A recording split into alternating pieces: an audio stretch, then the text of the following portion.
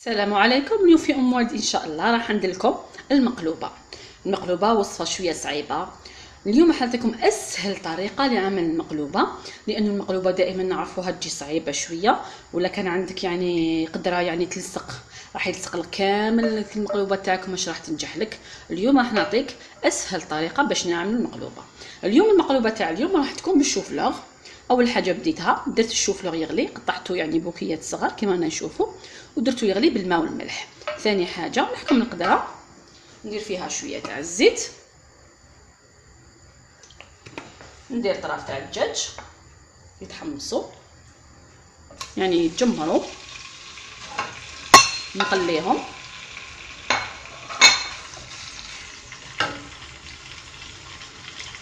اذا نزيد عليه حبه تاع بصل مقطعه رقيقه،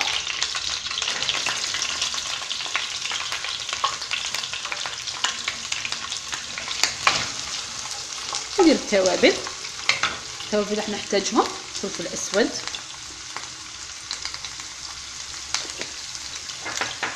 سكنجبير، الزنجبيل بودره، يمشي بزاف مع الذوق تاع الدجاج والرز، يتوالموا بزاف. نخلي الكل مع بعض، ندير لهم شويه تاع الكركم فقط.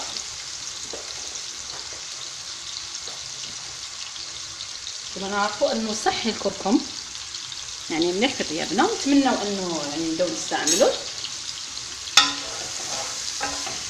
وندير الملح ندير شويه بزياده، لانه حين نخدموا مرق، هذاك المرق راح نطيبوا فيه الرز تاعنا.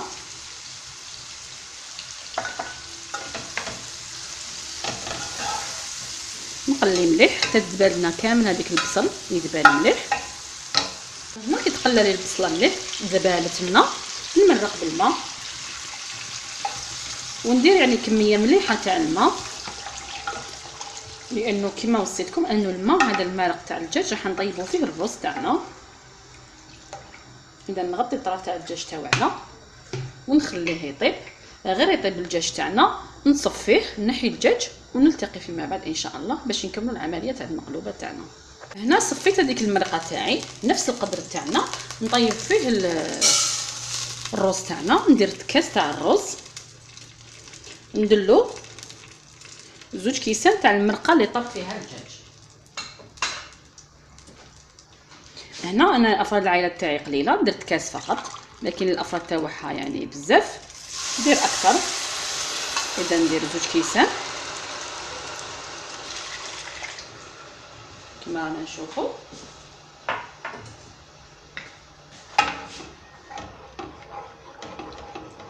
ندير 2 كيسان تاع الماء تاع المرق وما نديرلوش الملح، لانه المرقه فيها الملح. نديرو على نار قليله. اذا نبدلو نديرو على نار قليله،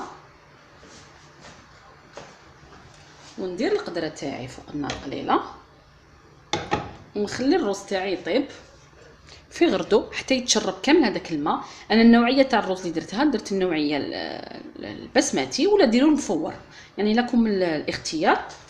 اذا هو المرقه راهي سخونه، نقص عليه للطرف ونخليه يطيب.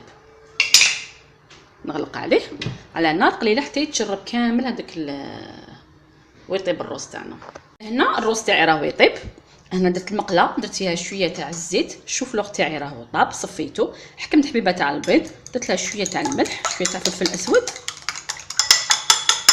اذا ونقي داك الشوفلوغ تاعي باش نعطولو لون ذهبي،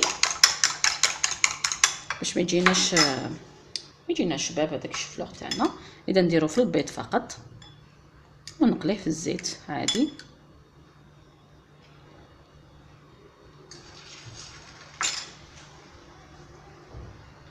اذا ندير كامل هذاك الشوفلوغ تاعي، بوكيات صغار يكونوا، ما تكبروش البوكيات باش يجينا شباب. وكي يجوا يتناولوه افراد العائله دائما نديروا حسابنا الحاجه كي نطيبوها كيفاش رانا رايحين ناكلوها، ديروا حسابنا كيفاش نجهزوا الاكل تاعنا،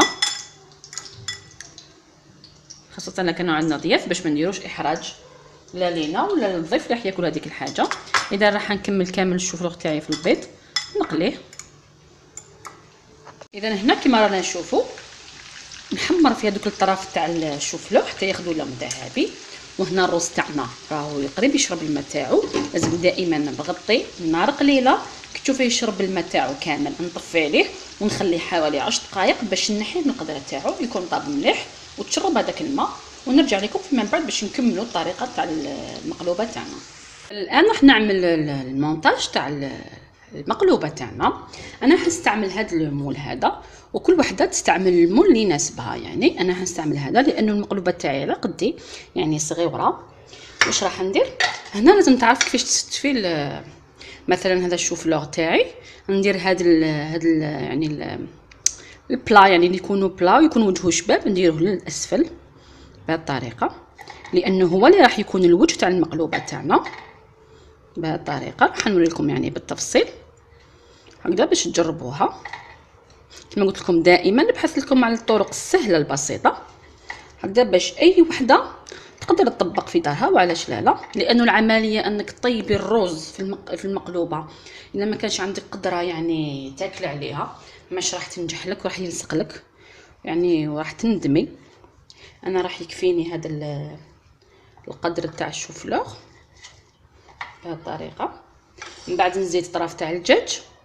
دائما نسيي كيفاش نخرجهم للبرا باش يبانوا لنا طبقات. اذا نحط طرف تاع الدجاج تقدري حتى ديريها باللحم وعلاش لا نقدروا نديروها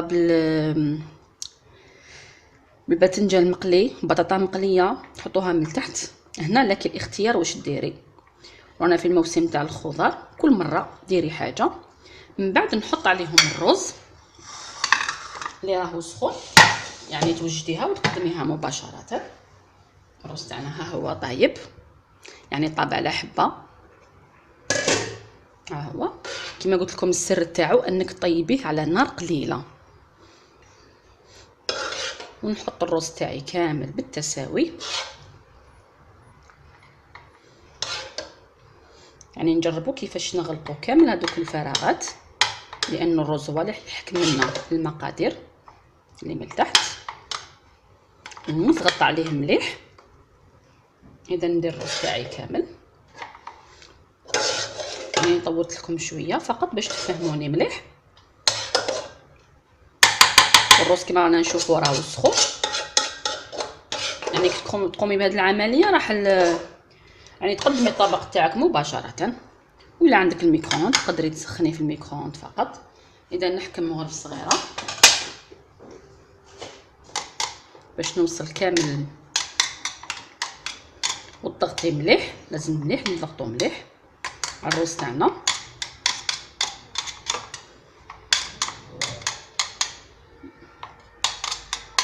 بهذه الطريقه لانه لما ضغطناش مليح مش راح تنجح لك.